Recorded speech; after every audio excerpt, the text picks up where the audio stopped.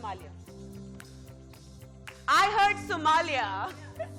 Please join me in welcoming. No, please first welcome. Please welcome Her Excellency, the Ambassador of the Federal Republic of Somalia. Her Excellency Fatuma Abudali Mahmoud.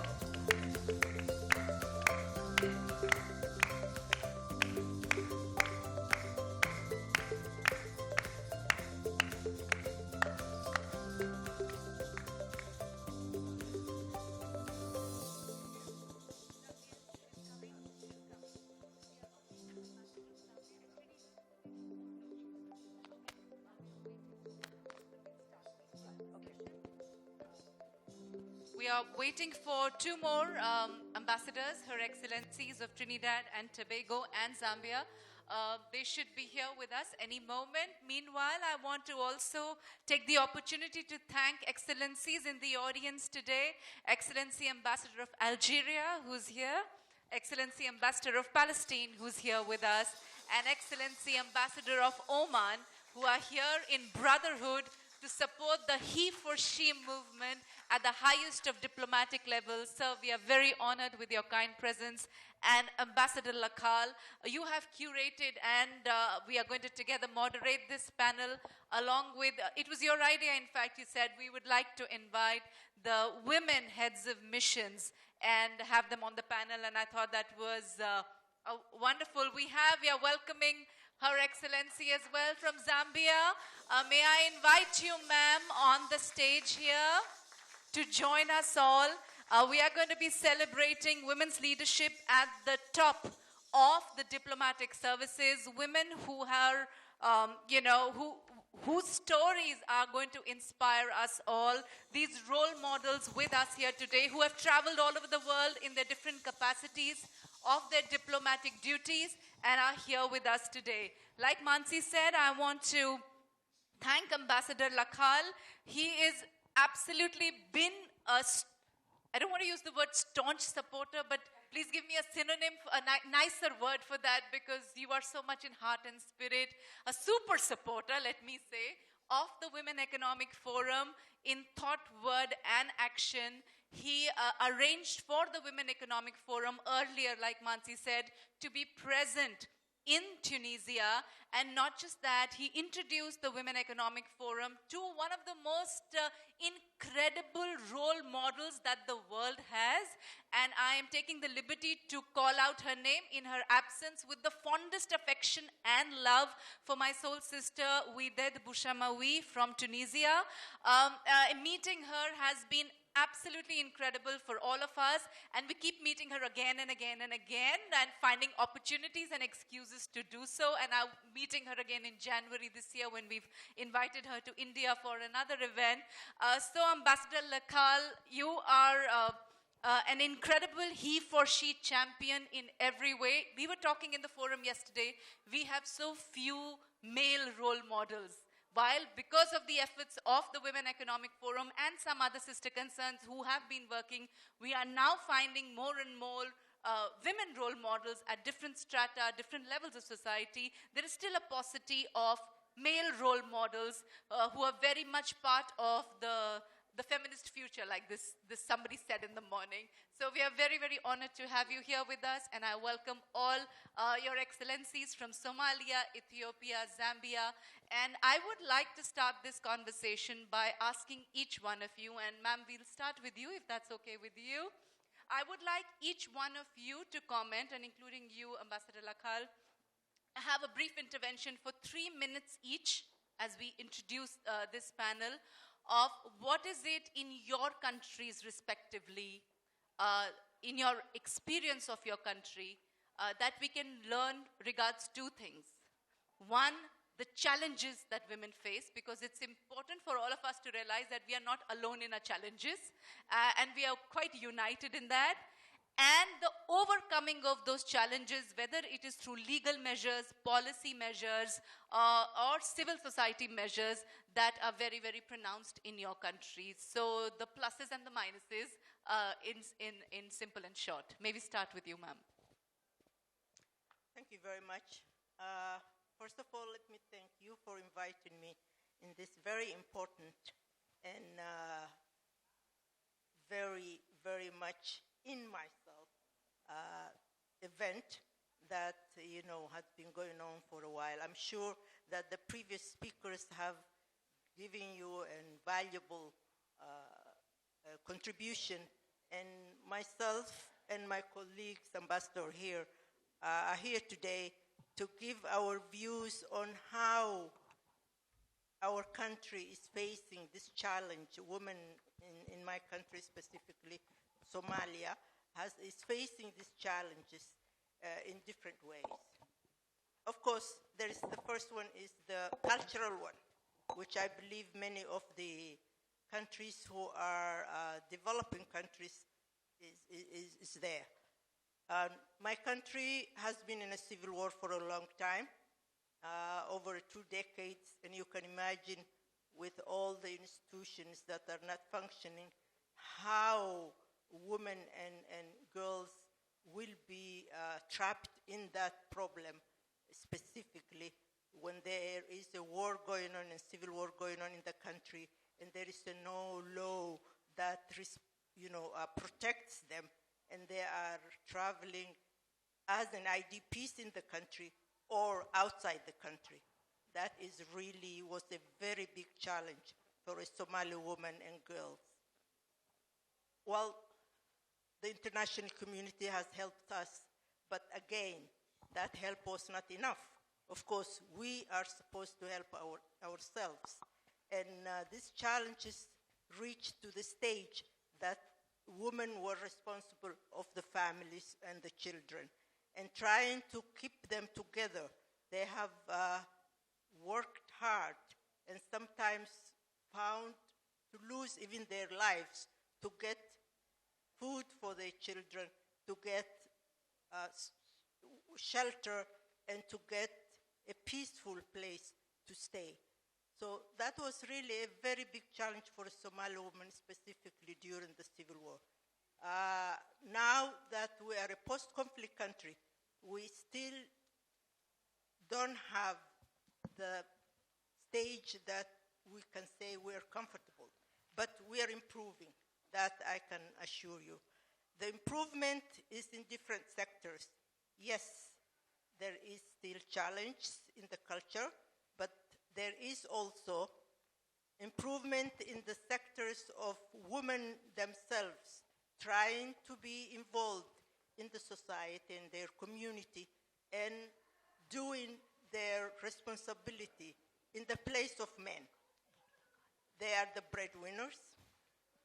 They are trying to go up to the scale to be politically and higher than they have been ever. In the parliament, for example, I was a parliamentarian before. We had, in 2008, we were supposed to have 12% in the parliament members, female members. But we had only 7%. Again, previously we had 5%. But today, luckily, with the effort of many Somali women trying to go up to the scale and looking for their rights, we reached 25%.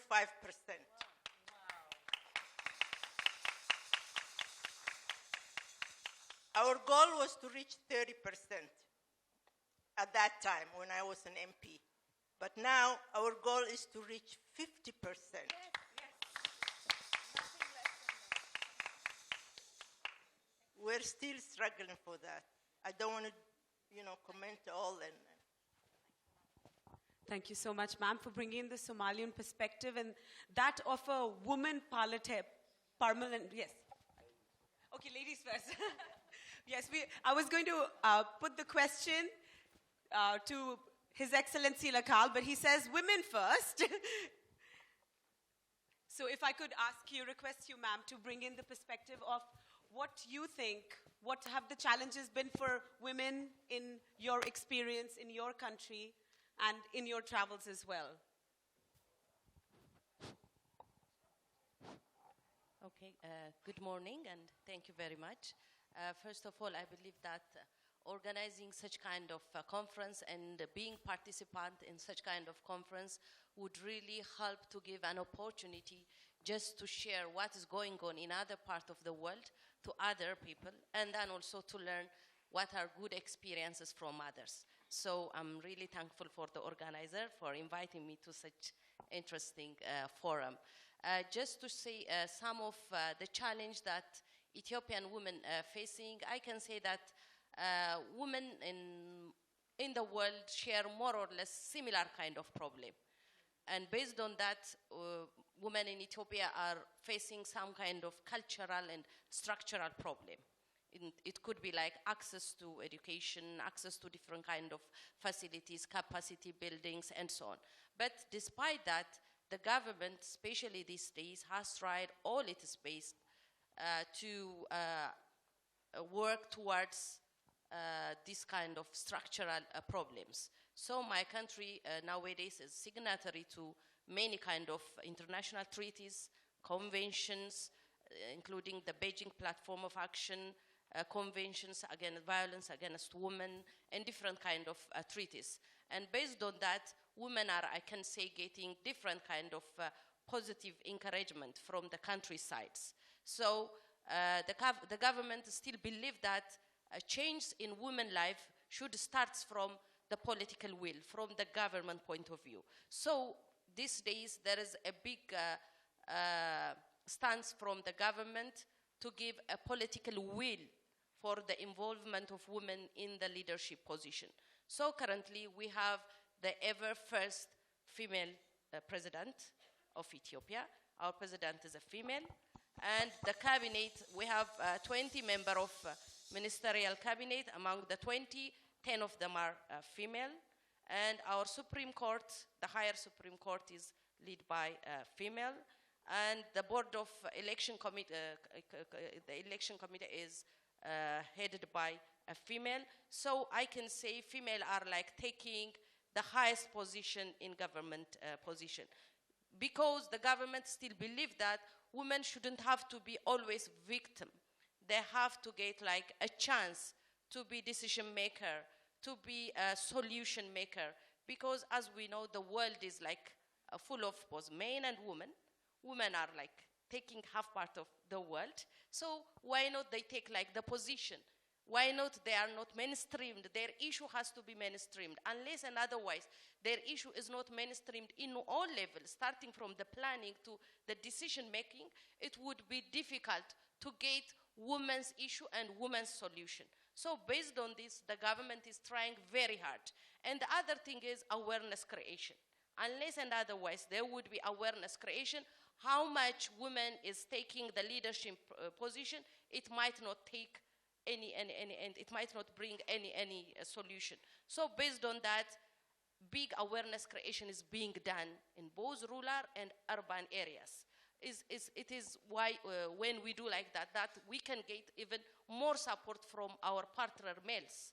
Unless and otherwise we don't get awareness creation, very difficult to get a support from our counterparts, our fathers, our brothers. So the government is also trying to bring the change from men's perspective, not only from a women's perspective. So I can say these days bold decisions and bold changes in terms of narrowing the gender gap is being done in my country. Thank you.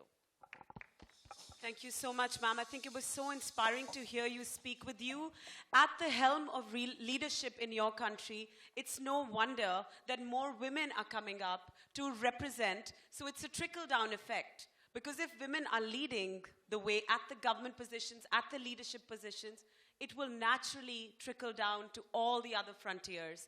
So thank you so much. It's really precious to hear the perspectives of your country.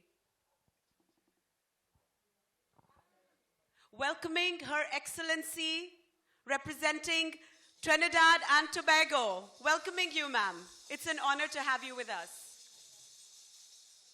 And this is just to point out His Excellency Lakal has been the great ambassador of womanhood and women in leadership has put together a panel, an all women's panel of Her Excellencies. Thank you so much for doing that, Lakal. Thank you. We'll hear the Zambian perspective, ma'am. Thank you very much, and I would like to, from the outset, say thank you to our colleague, His Excellency, for creating a platform for us to meet and propagate ways and means of how we can create an awareness towards women participation in decision making, and also creating an enabling environment to propagate education, participation from people from all walks of life, especially the minority groups. And considerably, women, I think, from time immemorial, have been marginalized, so we look at them as a minority grouping. Though, of course, a lot of us, a lot of women are aware of the need to, to hit the glass ceiling and even over and above that. Talking about the Zambian perspective, I want to make mention that my president, His Excellency President Edgar Lungu, has been a champion of the He for She campaign of the United Nations, and he was appointed to spearhead that from the African perspective. And he has walked the talk. Our vice president is a woman.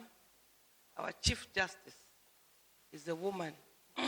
Out of our 20-member cabinet, I think 10 or over 10 are women, and they are in the very important ministries.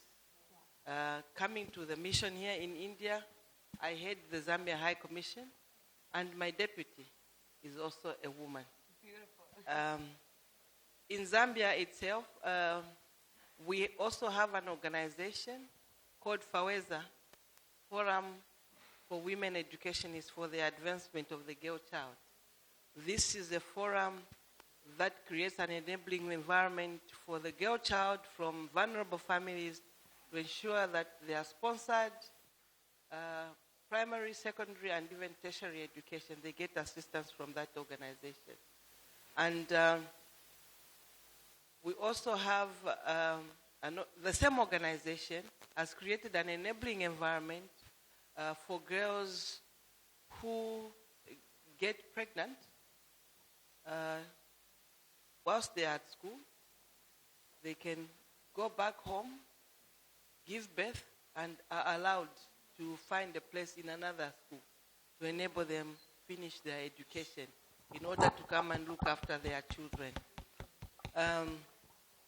Besides that, we have percentages in secondary and like grade 10, when they're sitting for their examination.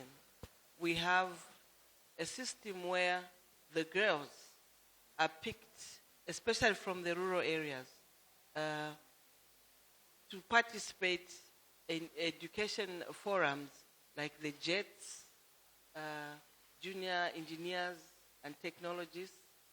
We have forums, and our government has created policies to create an enabling environment to ensure that the girl child is not left behind. The president has also put in place for the party, the women who are trying to run for political office, he gives them an opportunity to do so. Yeah. So we have quite a number of women parliamentarians. I myself was once a member of parliament. I was once a member of cabinet before I became a high commissioner. So we are moving forward, and the president has recognized that our cultural norms and tradition are a barrier for enhancement, especially in terms of owning land, and he has put in place, he has engendered the policies in terms of land ownership and property ownership. That is the perspective of Zambia. Thank you. Thank you, much appreciated. I think these are the efforts that we don't read about, we don't hear about. So to really hear it from you and how Zambia is working from the groundwork, how the example you gave for having an alternative school for pregnant women, I thought that was deeply moving. So these are the initiatives that really change our ground reality. So thank you, I appreciate your insights on Zambia and for you being here and sharing them. Ma'am, over to you. Namaste. Pleasant good morning to everyone. I'm the Acting High Commissioner of Trinidad and Tobago. Trinidad and Tobago is a small island developing state in the Caribbean with a population of roughly 1.3 million. Of that 1.3 million, 50% of our population are women, are of the female gender. And our government have ensured that they have revised national policies with respect to gender and their development in the society. To be honest, throughout all spheres, whether it, particularly with respect to education, women have been outperforming, or females have been outperforming the male gender from the primary to tertiary level. And we have about roughly 60% of our females engaged in the workforce. The areas where we have downfalls in Trinidad and Tobago with respect to women and their progression in society is with respect to gender-based violence and inequalities with respect to income. And I think it is important, and it has been encompassed within the national policy for gender and development. It is important for us not just to, from the Caribbean perspective, not just to ensure the development of women, but to ensure the development of both genders. Because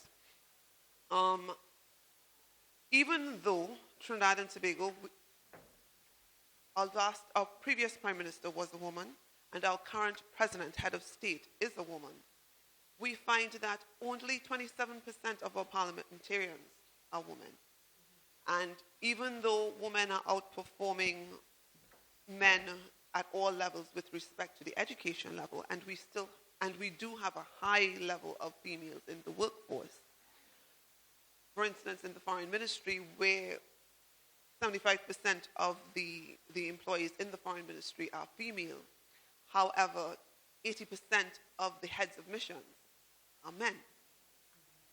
So therefore, it is important to educate both genders in terms of the role of women and ensuring that, particularly to eradicate or to assist in the eradication of gender-based violence, to enlighten both male and female with respect to the role of women and the level of respect that must be met for women. Women, we are the primary caregivers within the household.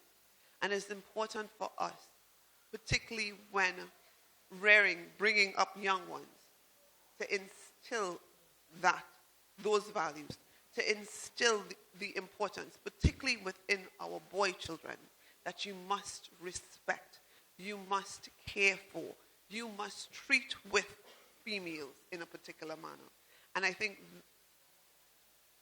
until we realize that we have to move away from those separation of roles, that girls must only do X and boys must only do Y. And, you know, your boy would be playing in the yard and he falls and you say, well, no, boys don't cry. But your girls, same incident, and you tender and nurture and care with that, treat with that girl in a much different manner. So therefore, we feel as though girls are supposed to be in the kitchen and tend to the homes, whereas boys are supposed to be outdoors and have a more aggressive, dominant role. We have to ensure that when raising both genders, that we instill similar values, that we instill respect for both genders.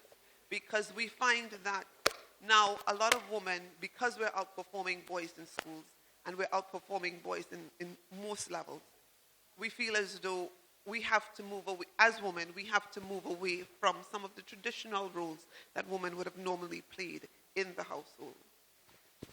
And in society, we need a balance. There must be a balance in order for the wheel to keep moving. And we have to ensure that as mothers, as females in the workplace, that we show the younger generation how to generate that balance. As women in leadership, it is also important for us to ensure that we create a comfortable working environment for women. Because women do deal with challenges that men may not be able to identify with. Apart from being directors, ambassadors, heads in your departments, you still play the role of wives, caregivers, nurturers in the home. And it is time for us to realize that in the workplace, we need to generate a space for women who may have to go off on maternity leave. After going off on maternity leave, they then have to return to the workplace with children. In Trinidad and Tobago, maternity leave is 3 months. I know in other countries it's a much longer period, but in Trinidad and Tobago, you leave that child at home at 3 months to return to the workplace. And there's some mothers who still have maternal roles to fulfill because you're leaving a young child at home. As the children get older and go off to school, a lot of women deal with the challenges of after-school care for the young ones. When children go off on vacation, we have the issue of what do we do with our children when the children are off at vacation. And not many employers are willing to realize that we need to create after-school programs. We need to create daycare programs to ensure that women are fully integrated into the workplace, the workforce, because we do have a role in the workforce. So the government of Trinidad and Tobago is actively looking at and pursuing a gender-just policy to ensure that both genders progress equally at the same time. Thank you.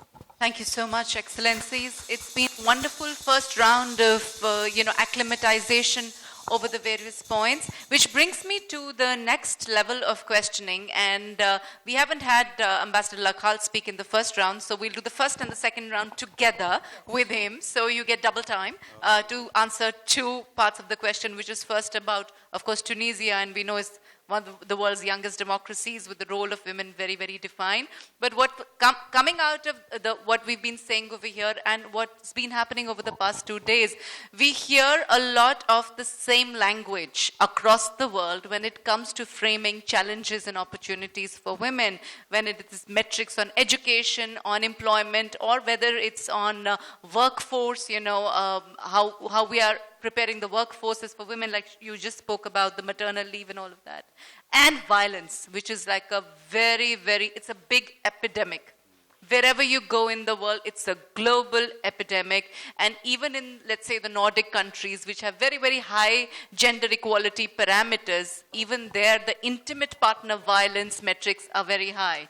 Maybe because they are reported a lot more, but for various reasons, it's still a problem. And we've been also talking about, again, the missing piece, that we need to get men into the conversation, right? That we have fewer role models as men. And when young children, young boys, as you said, we see that we are being treated differently, that's where the discrimination starts. And one important point which you mentioned about the emotions, that when a boy cries, we say boys don't cry, and when a girl cries, she gets a cuddle. Which brings me to the second question is of, while emotional energy is seen as a weakness in a woman, which is not. I don't agree that is, because it is her strength to manage a lot of situation. Is it because we let her emotions flow freely when she's a child, and we suppress the emotions of a boy, that today we see issues of violence which are rooted in anger, aggression, and inability to navigate our emotions? And what do you think is your perspective on anger, aggression, violence, and men? Because most of the scenarios that you come across, most of the problems that you come across, the woman is the victim, right? She is suffering the anger. There are cases that happen in India. We all know about it, all over the world. On the streets, we are not safe in our homes. We are not safe in our schools. We are not safe on the streets. We are not safe in our workplaces. So just the second point would be your views on anger, aggression, and violence in men, and what can we do to address it? Thank you. Let me first thank my colleagues for kindly accepting to be with me this morning on this panel. Thank you for inviting us to be part of this panel. Well, let me start by saying that I think if you look for the last decade, I think there are a lot of achievement, a lot of progress, but you will be surprised to know that how would you say, to bridge the gap between when it comes to global gender between women and men, you would be surprised to know that we need 108 years to fully close the gap between. This is according to a recent report that the Global Gender Gap report have been issued recently. And it says that while on the health and education issue, I mean, the gap have been closed, and then in most of the country, the gap have been close to 95% to 85%. But when it comes to economic and opportunity, which they found that there is a lot of progress, it's the economic and opportunity for women will take longest time to be achieved. I mean, to close the gap. So we still have a long to go. In some country, they said that even the developed country, they need between 70 and 74 years to close the gap, the gender gap between men and women. And it goes until 165. I mean, they did their studies according to the past we have in today. So it's, I mean, in 100 years, I don't think we're going to be here here, but that's a long time. That's why we should focus on action, real action, how to improve women status, women situation, how to reduce violence against women. And I think the key solution is education. Education, I mean, we have to start from the beginning, from the beginning to educate kids how to respect young girls, how to respect women in late. So we don't have to wait until later age. It's real that the women are the victim. They have been always a victim. Even they have been a leader. They have been householder. They have been great warriors. If I think about Tunisia, I think Tunisia was founded by a queen, a lady, Queen Alisa, in 1814 BC. And we're lucky in Tunisia. We launched our process of closing the gap between women and men in the first years of our election, independence in 1956. So with this, with the family statute in Tunisia. So today, for example, you can find women, they are everywhere. They are judges, they are ministers, they are policemen, they are in the army. About 30% of the member of parliament in 2019 are women. So it's, but we still think we have a lot to do more to fully close the gap, the gender gap between men and women. And when it comes to violence, I think this is one of the it's not a new disease. It has been always there because of the mentality of usually of men that thinking they are the one who got the power. So, but we have to think about if we really want a healthy society and a healthy family. I think there is no way than other to close the gap between, to have parity between women and men. This is the only solution if we want to have a healthy society and a healthy, how would I say, a healthy society, and also to have a competitive nation and all-inclusive nation. There is no way. The only solution, I think, that will help you to get to your objective is to close the gap between women and men. There is no reason why we don't have this parity between men and women, and I really believe that the key solution, it will be education, educating people. And I hope next time when we have your forum, we'll have a panel of men, so we can exchange your yes, panel. certainly. We assure you. Because when you look in the audience, you see only women. So you are talking about women issue between you. Yes. And the other side, who Yes, is we really want concerned- answers from so men. We should have you the men. to be- Agreed. Okay. Absolutely Okay. agreed. Thank you. Thank you. Excellencies, would you like to come in on the issue of violence against women and anger and aggression, and what men can do? A suggestion from the women to the men. Well, as my colleague ambassador of Tunisia said, gender balance is not only for women, it should be also for men. And education is the main important thing to really give to the community.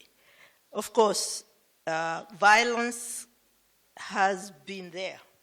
It's not something new. It could be the domestic violence. It could be civil war deriving violence.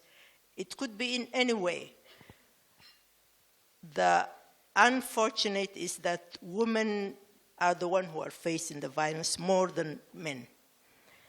I think it's very important that the government, for example, my government now, with the president himself and the prime minister, are really leading with the Minister of Women and Human Rights this policy of preventing gender violence.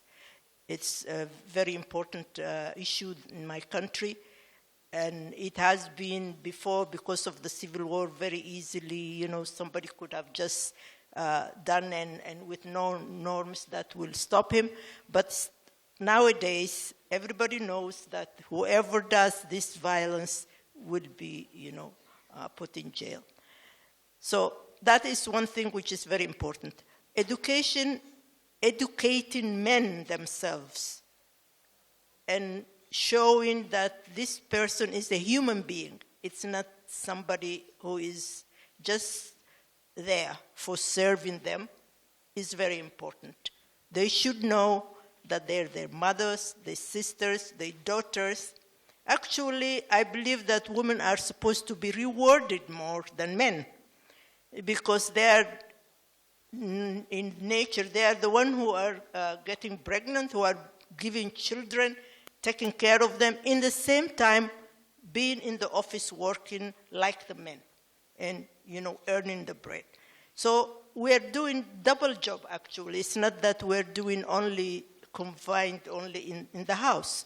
So I believe that women are supposed to be more remunerated in salary-wise. They're supposed to more giving this praised more by their government, by their community, by their elderly, by everybody.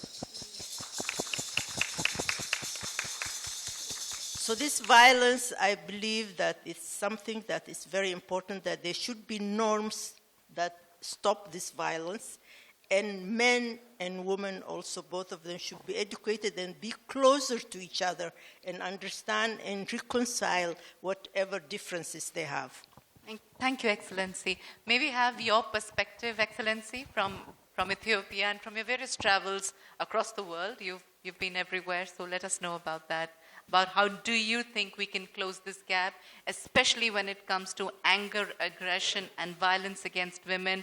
Excellency spoke about strong laws, strong law enforcement, and leaders who walk the talk, who put, if there's a male president, he makes sure that his cabinet is gender positive, gender balanced, there are enough women role models, and a mindset through education that values women more, because they are not just the bread winners, they're also the bread makers. So not only the bread makers, but also the bread winners.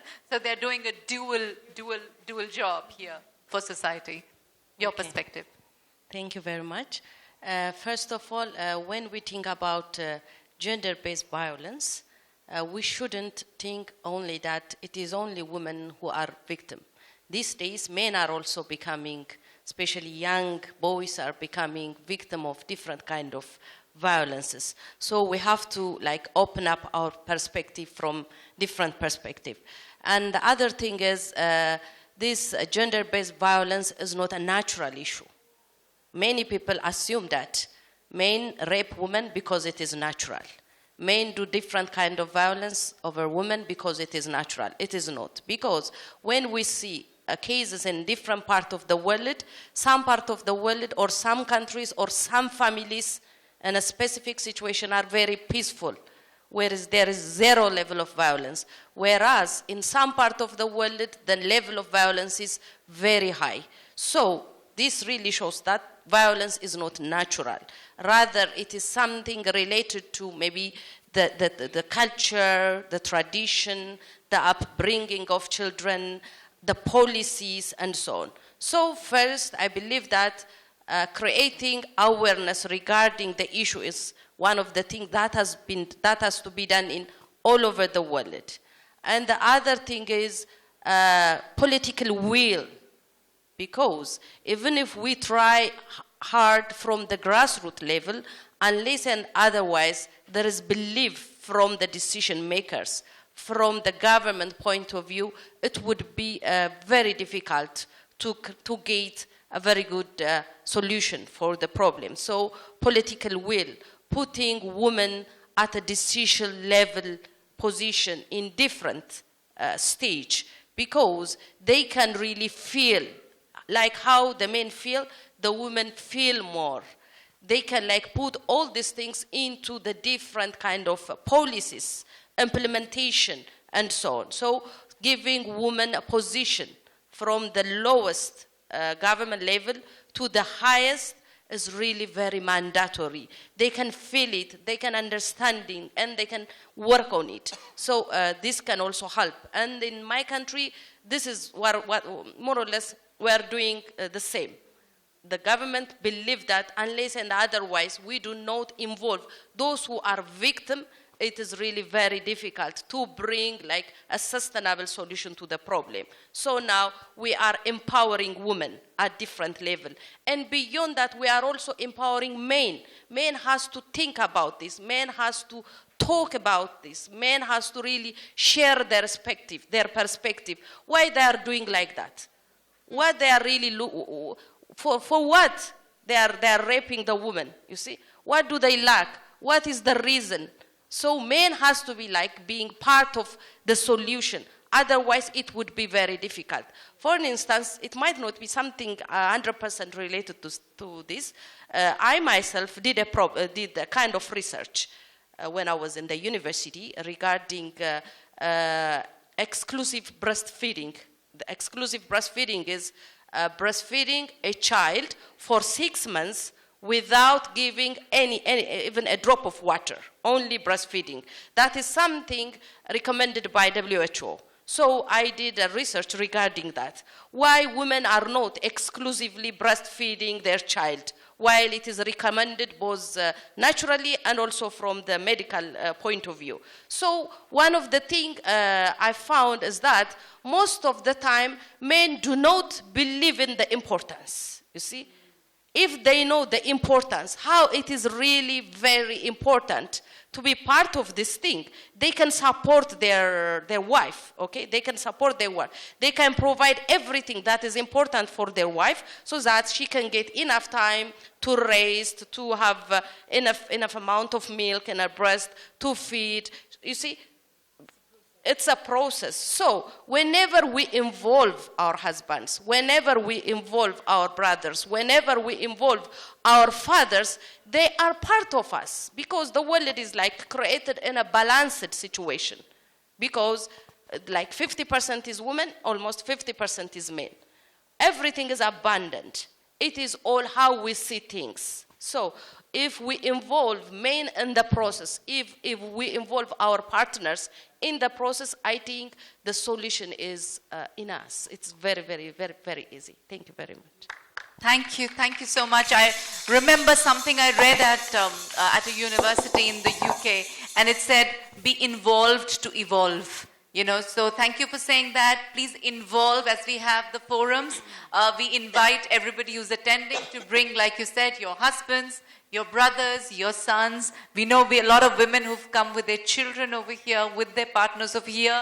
We will keep on encouraging them to bring and involve more people, to see them and get sensitized and sensibilized. It's a fact, actually. We see a before and after effect of the men who come with their families to this event, who are accompanying their partners, and you see a certain energy in them, and suddenly they're like, oh my God, I didn't even realize that we are such a pain, that women are suffering so much on account of a sort of, but we are not aligned to each other. So thank you for bringing that, and also broadening our perspective that it is young boys as well who are victims of gender-based violence as well. And also it brings me to another panel that we had at the Women Economic Forum, where people said, let's broad base it. Yes, of course, rape is an issue, and you see men as the perpetrators of crime against women, of violence against women, but don't forget the role of women themselves in perpetuating that violence against women. And examples were given of the fact that, of again mindsets, culture, that if a woman has suffered let's say domestic abuse or victim of incest in the family, she's asked to, for the honor of the family, to stay quiet, not to speak. In that moment, you have perpetuated violence against women. Or the issue of FGM, for instance, that we know, where it is the women who will sort of continue with the tradition. So there are these issues, and I'm so glad you said broad-base the conversation, and wherever our part in this situation is, let's at least try to correct that, and also involve men for them to get sensitized and sensibilized. Excellency. Thank you very much. Anger at workplaces, GBV, it's got all sorts of names. It's an animal that we cannot comprehend, but also an animal through our cultural norms and tradition, we, on the other hand, tend to embrace. Like speaking as an African woman myself, I know maybe tradition, cultural norms may vary from country to country, but generally, Africa has similar norms in terms of tradition and our way of life. I know there are 54 countries in Africa, but speaking for Zambia, and also from the onset, I would like to buttress the issue my colleague, High Commissioner for Ambassador for Ethiopia raised in terms of exclusive breastfeeding for 6 months. That is one policy which has been put in place in my country. But alongside that policy, which has been welcomed by the World Health Organization and most health policies, certain other policies within the same framework has not changed. Like my colleague spoke about, going for maternity leave for 3 months. Now, the question is, we embrace the exclusive breastfeeding for 6 months, but we don't consider changing the issue of 3 months maternity leave. Okay? We are fighting our, eating our cake and, on the other hand, and not honoring it on the other. Okay? So, in Zambia, arising from such, deliberations, the men were also involved in paternity leave.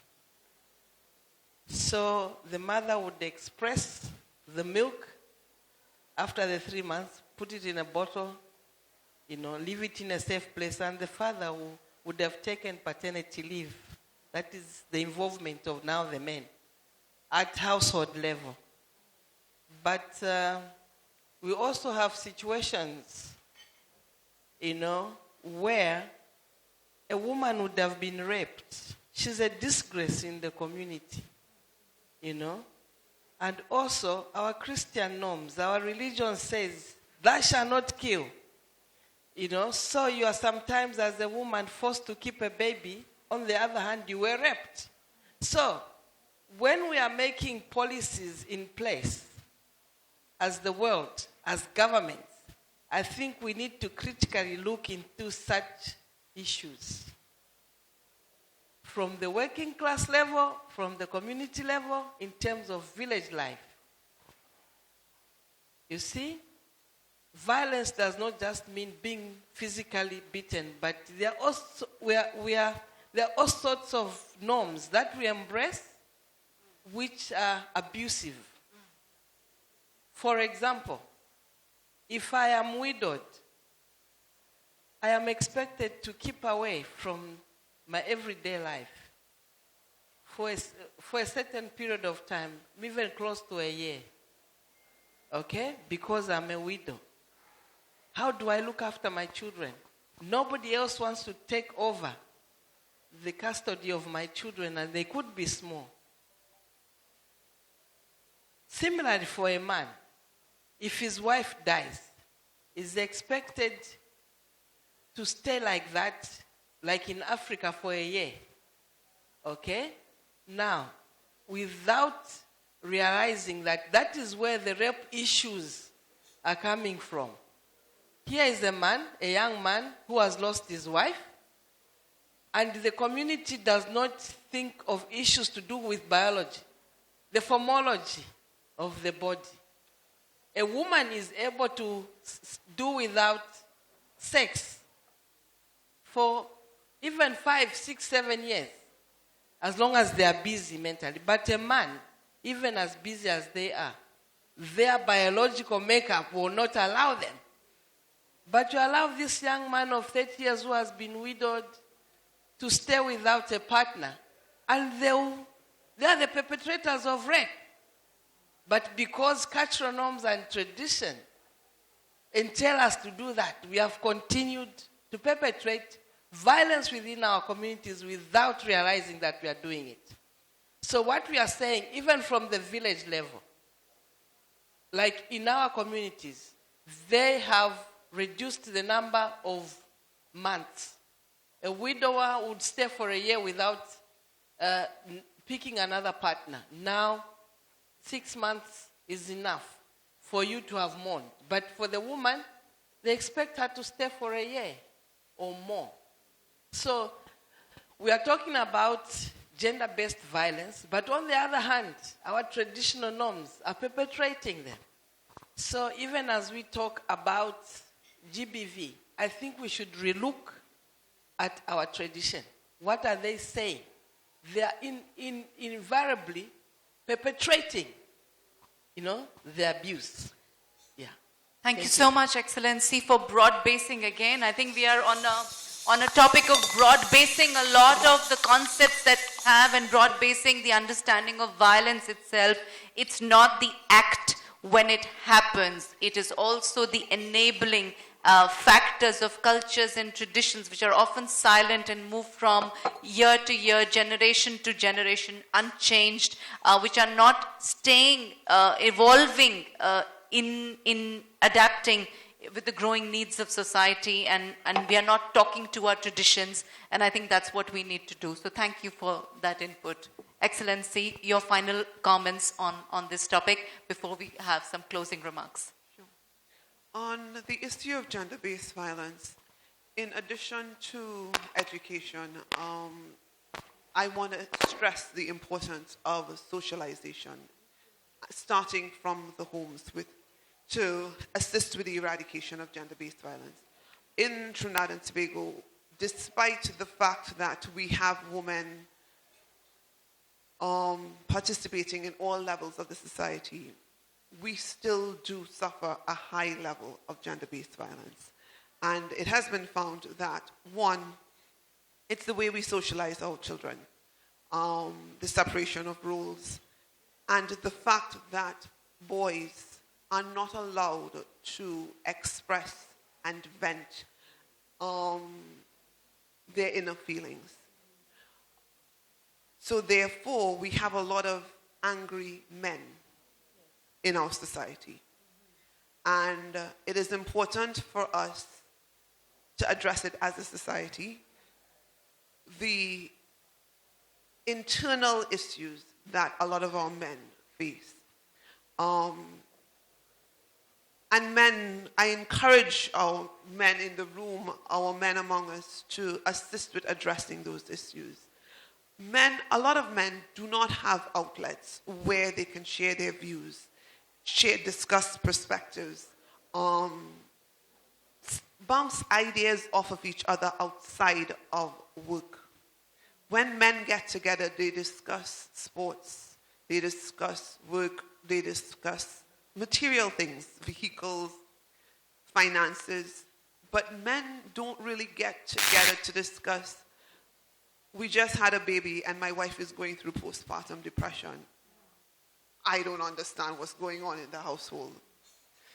Men don't get together to discuss, you've lost your job and you're the sole breadwinner. How are you making out? How are you coping?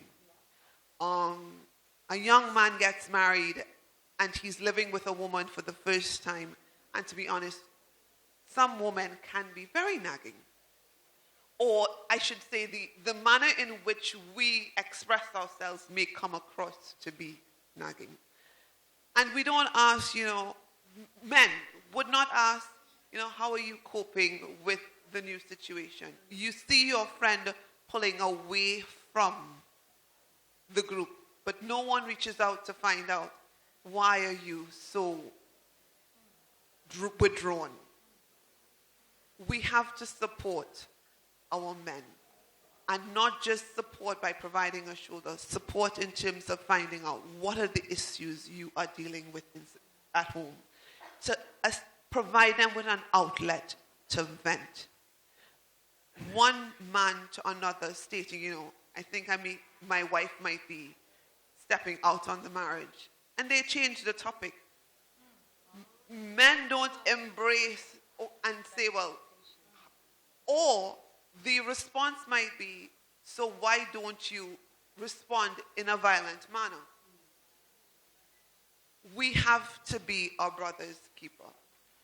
Similarly, women who may be the victim of gender-based violence, as women, we also have to be more caring and open towards providing them with assistance in getting through the process. A woman goes to a police station or a hospital seeking care or treatment for such issues are sometimes met with judgment, criticism, and verbal abuse. Why did you do X in the home? Or why weren't you more receptive to your husband? Or why didn't you provide? Rather than an open air, rather than assisting in providing them with solutions. So we really need to change our outlook in terms of how we socialize our children, both boys and girls. And we have to be our brothers and sisters' keeper, to assist people with getting through the day-to-day issues that we face. Thank you so much, Excellencies, on that wonderful note. We have to be our brothers' keepers. We have to be our sisters' keepers. We are in a movement celebrating Sisters Beyond Borders, and it's been such an absolute privilege to have two ancient civilizations, cultures, while we have issues on not talking to our traditions and are not changing them. At the same time, India, Mother India, as I call her, has so much wisdom with her, abiding over centuries, over millennia. And here we are talking about Mother Africa, who is also the repository of such wisdom embodied in every woman and men over here. And we have to reclaim this wisdom. So in India, we say, the sister of your mother, the name in Hindi is Masi, which means like my mother. So I'm here sitting with Mother Africa, who is like my mother India. Let's talk to each other, and I'm so happy that we got this opportunity for Mother India to talk to Mother Africa. I want to ask this final question to each one of you, maybe just a line or two in closing. And these would be the closing remarks of the Women Economic Forum at the valedictory of the 32nd edition of the forum, which is the last one of 2019. What would Mother Africa say to Mother India? Or what would Mother India, since you're all in India as well, and India adopts everyone, so you are both children of Mother India and Mother Africa, what would these two mothers, these two sisters say to each other at the end of this forum to fill us with courage, to fill us with hope? Thank you for giving me the floor again. I think mothers are the same all over the world. And after we really talk to each other and talk about the issues that concerns us, we have to advise each other on what to do. It will be the same thing for Somalia, for Asia, for Africa, for Caribbeans, for anywhere in the world, Europe or everywhere. I think the main thing, which is very important for every female, is to have the confidence of herself, of being able to reach the stage that men reached. And to have that, I think we should empower young girls from early age. We should tell them that you are the same as men, as a boy, your brother. We should actually, let me tell you a little thing about a friend of mine who surprised me a year or 2 years ago. She said, "Can you believe my son, who is 4 years old, told me, he saw me fixing something that was broken in the house, and he told me, let me do it." And I said, I'm doing it.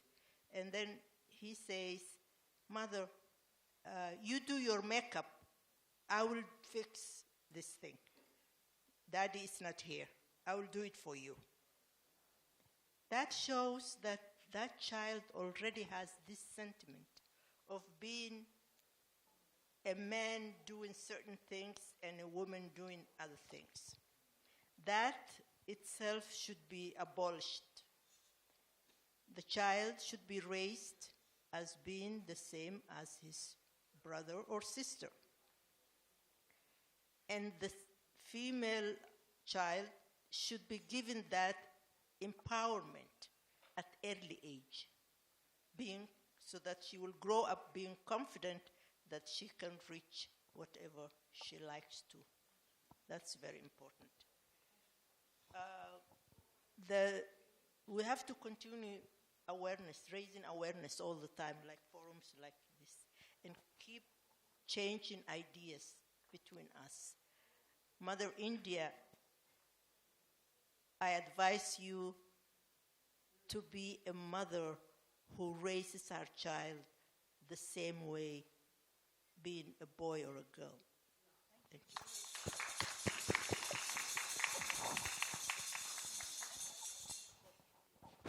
Thank you very much.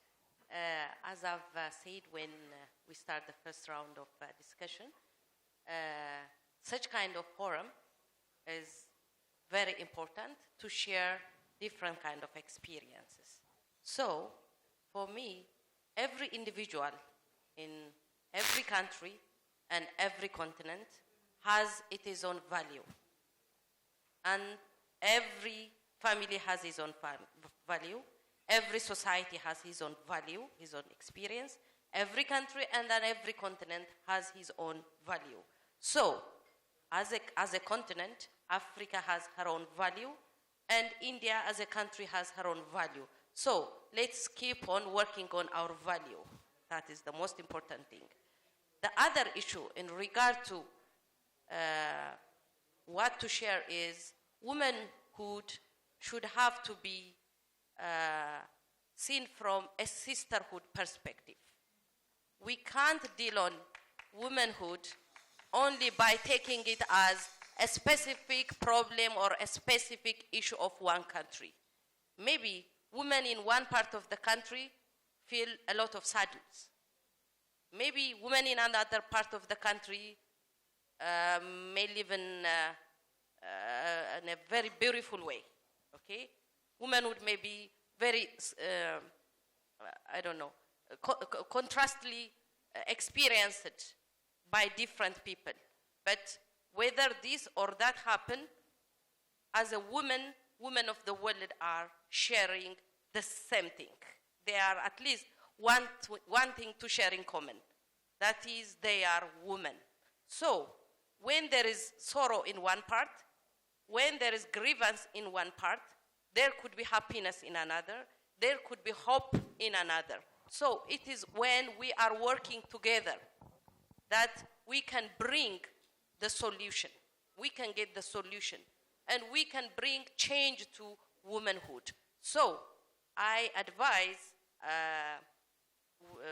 Sister India to work on sisterhood, okay?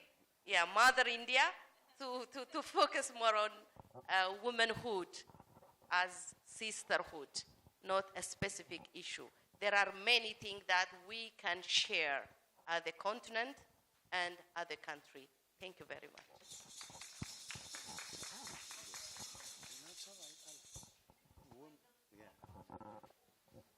Thank you for this opportunity. India and Africa have very similar traditional norms and culture practices.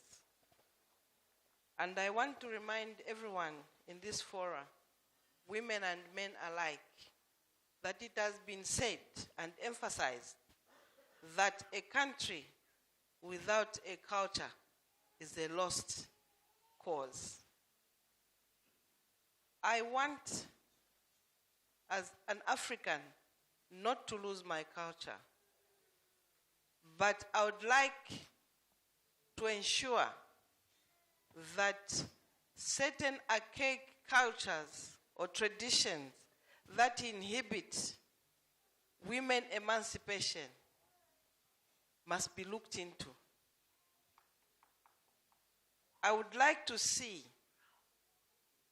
traditional norms and culture that enhance equal participation of both women and men. It is sometimes very difficult to make certain changes because of our biological makeup. My mother always told me, may her soul rest in peace, that as you propagate your Beijing reforms in terms of women emancipation,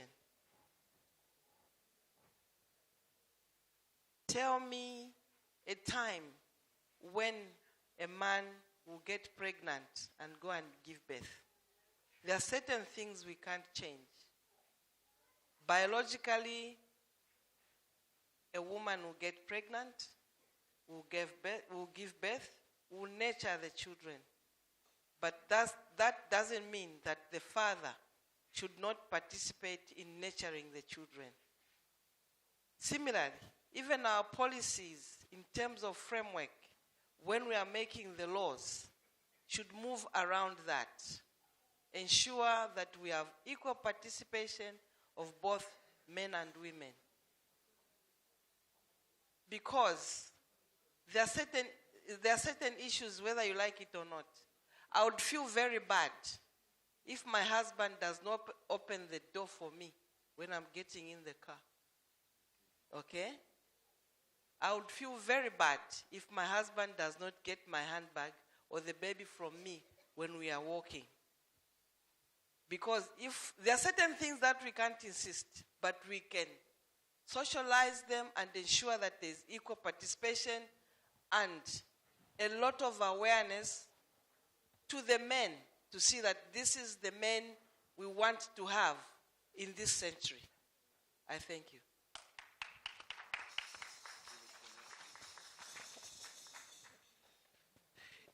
In closing, I'd like to extend my appreciation for the invitation to participate in this panel discussion.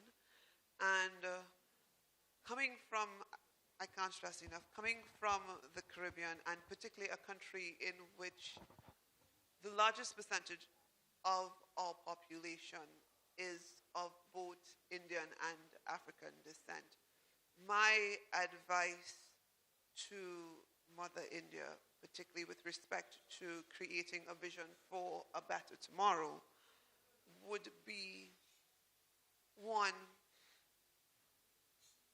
there has to be greater tolerance for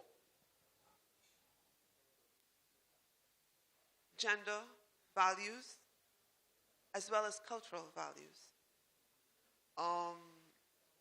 We have to be more respectful of both, and more so respectful of the diversity that exists in the world, in our countries. And we have to create an environment for social inclusion. Not just social inclusion of one gender or the other.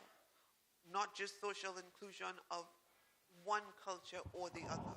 But we must be more socially inclusive in order for us to move forward in a happier, more tolerant society. Thank you. Thank you. I think the gender gap, it's not a problem of Africa or India only. It's an international problem. It's everywhere. Even if in the most advanced country, they still have a gender gap.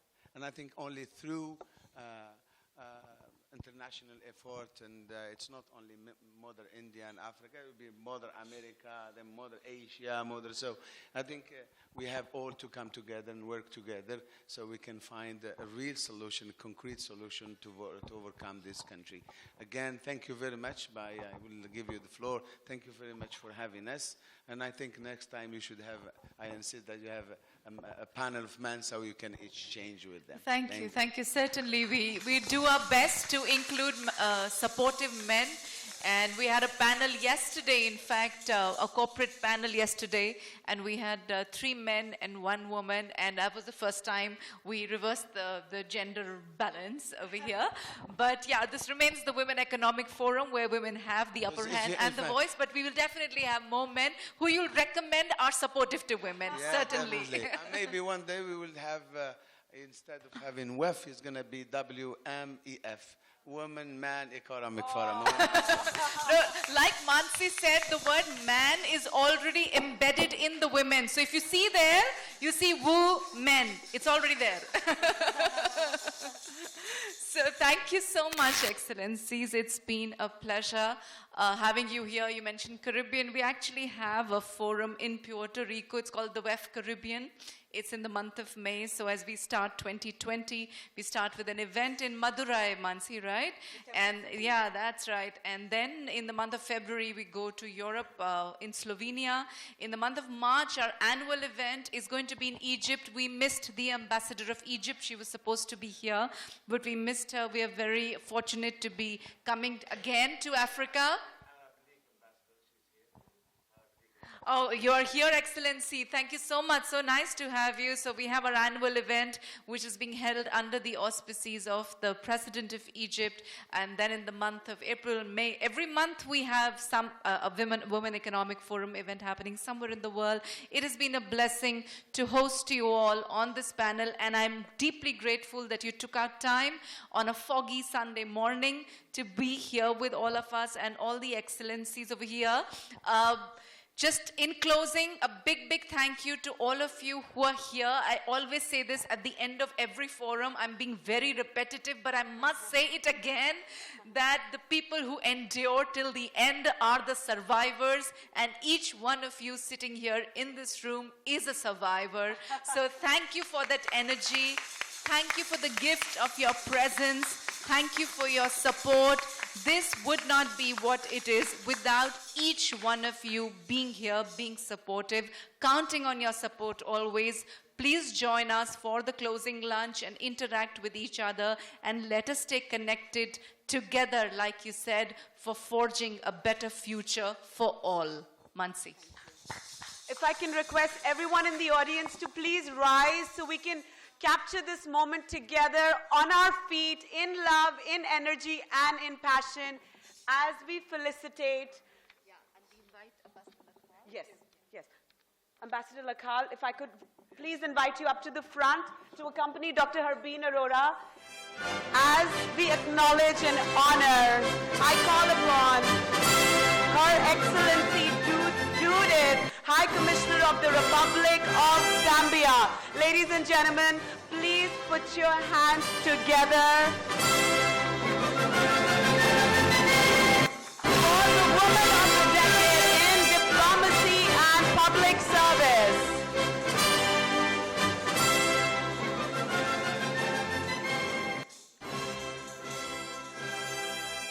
Calling upon Her Excellency Tizita Yamam, the Ambassador of the Federal Republic of Ethiopia, the Woman of the Decade in Diplomacy and Public Service at the Women Economic Forum in Gurugram 2019. I call upon Her Excellency Stacey Hines, High Commissioner of the Republic of Trinidad and Tobago, the Caribbean. You are indeed a Woman of the Decade in Diplomacy.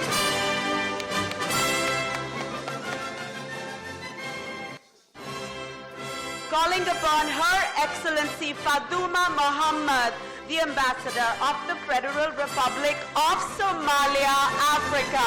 It's an honor to honor you as a Woman of the Decade in Diplomacy and Public Service at the Women Economic Forum.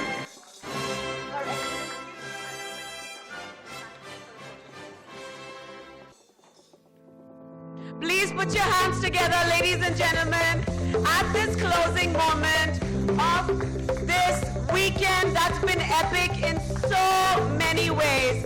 We could not have asked for a better concluding panel, a better concluding session to bring it from around the world back to Mother India.